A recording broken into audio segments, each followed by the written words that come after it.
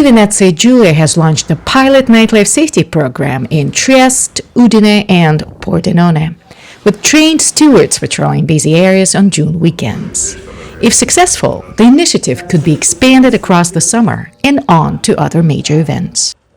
Sicuramente un fenomeno di microcriminalità che genera una paura diffusa nella cittadinanza e questo è il primo dato più preoccupante, perché a prescindere dal numero di reati commessi e dalla gravità di questi reati, sapere che in certe zone della città è possibile che si verifichino delle risse che coinvolgono anche persone terze è un problema di sicurezza e di percezione che i cittadini capiscono, comprendono e magari evitano certe zone. Non è possibile accettare che certe zone della città vengano percepite come insicure. Da qui l'esigenza da parte dell'amministrazione regionale di fare tutto quello che è nelle proprie capacità per poter affrontare questo fenomeno in ausilio alle tradizionali forze dell'ordine. Abbiamo l'ordine pubblico e sicurezza, il modo di fenomeni e danneggiate da quei fenomeni. Quello che riguarda la Polizia di Stato, dal 1° luglio avremo anche un piccolo rinforzo di poche persone che però noi destineremo alla zona di Barcola.